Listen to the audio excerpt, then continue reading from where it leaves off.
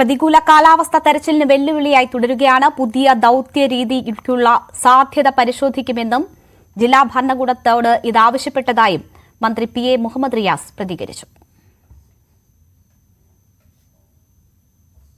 അർജുന്റെ കുടുംബാംഗങ്ങൾക്ക് ഇവിടെ ദൌത്യ സംഘത്തിന്റെ പ്രവർത്തന ഘട്ടത്തിൽ ഒന്ന് വരാനുള്ള അവസരം ഉണ്ടാകണമെന്ന് പലപ്പോഴും അവരെ തടയുന്നു എന്നുള്ള പ്രശ്നവും പറഞ്ഞിരുന്നു. അവർക്ക് വന്ന് മറ്റെന്തെങ്കിലും വൈദഗ്ധ്യമുള്ള സംഭാവനകളോ നിർദ്ദേശങ്ങളോ നൽകാനല്ല, പക്ഷേ അവരുടെ ഒരു മാനസികാവസ്ഥ നമുക്ക് അറിയാലോ.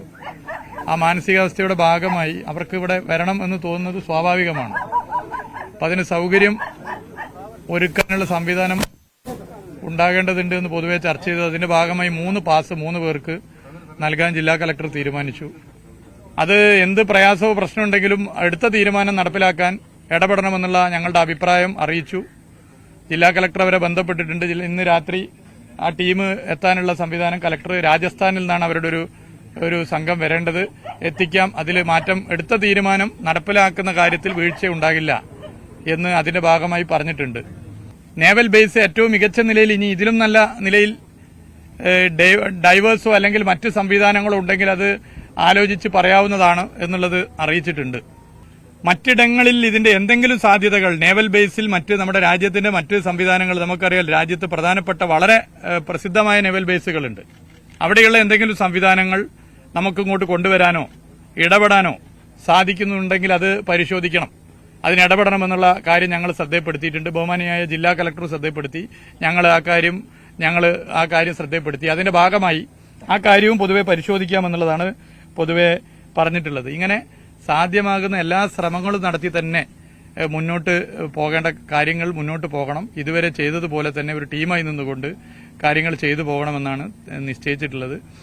നമ്മുടെ രാജ്യത്തെ ഏത് സംവിധാനവും ഈ രക്ഷാദൌത്യ പ്രവർത്തനം മുന്നോട്ട് കൊണ്ടുവരുന്നതിന് ഇങ്ങോട്ട് കൊണ്ടുവരണം എന്നുള്ള നിലപാടാണ് കേരള സംസ്ഥാന സർക്കാർ അറിയിച്ചിട്ടുള്ളത്. അതിനോട് പൊതുവെ എല്ലാവരും യോജിച്ചുകൊണ്ടാണ് മുന്നോട്ട് പോകുന്നത്. നമുക്ക് സാധ്യമാകുന്ന കാര്യങ്ങൾ ചെയ്യാം.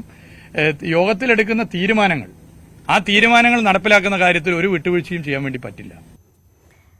സാധ്യമായ എല്ലാ രീതിയിലും ദൌത്യം മുന്നോട്ട് കൊണ്ടുപോകുക ആണ് കേരളത്തിന്റെ നിലപാട്. അതിനനുകൂലമായ സമീപനം തന്നെ എല്ലാവരും സ്വീകരിക്കുന്നു എന്ന് മുഹമ്മദ് റിയാസ് പറയുന്നു. ഇന്ന് 12ാം ദിവസം ഏറ്റവും പ്രതീക്ഷ നൽകിയത് നദിയിലിറങ്ങിയുള്ള പരിശോധന സാധ്യമായി എന്നതാണ്. അത് ഉടുപ്പിയിൽ നിന്നെത്തിയ ഈശ്വർ മാൾപ്പയും സംഘമാണ് അത്തരമൊരു പരിശോധനയ്ക്ക് ഉള്ള സാധ്യത തേടിയിരിക്കുന്നത്. 6 തവണ പക്ഷേ അവരുടെ ശ്രമം പരാജയപ്പെട്ടിരിക്കുന്നു. പക്ഷേ ഇപ്പോഴും അവരുടെ ശ്രമം തുടരുന്നു. നമ്മൾ ദൃശ്യങ്ങളിൽ കാണുന്നത് അതാണ്. അവർ ആ നദിക്ക് മധ്യഭാഗത്തായി രൂപപ്പെട്ടിട്ടുള്ള മൺകൂനയിൽ നിലയുറപ്പിച്ചുകൊണ്ട് അവിടെ നിന്ന് നദിയിലിറങ്ങി പരിശോധനയ്ക്കുള്ള സാധ്യതയാണ് തേടുന്നത്. ഏതാണ്ട് 132 മീറ്റർ അകലെ സിഗ്നൽ ലഭിച്ച ഇടത്താണ് ഇന്ന് 12ാം ദിവസം നേരിട്ടിറങ്ങിയുള്ള പരിശോധന നടക്കുന്നത്.